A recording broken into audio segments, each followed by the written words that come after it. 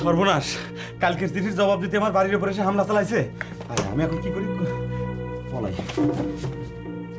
কই এই?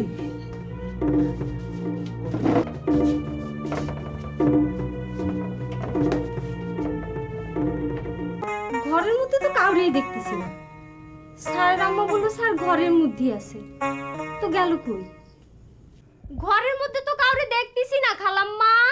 ঘরের ভিতরেই তো ছিল, খুঁজে দেখো ভালো করে। ঘরের মধ্যে আর কেমন করে খুঁজবো? নাই তো। তুমি একটুখানি বসো, আইসে পড়বে না। জি আচ্ছা।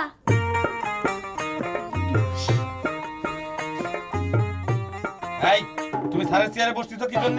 স্যারের চেয়ারে বসতি নাই। বুঝেছি, স্যার গাইবে নির্দেশ দিয়েছে।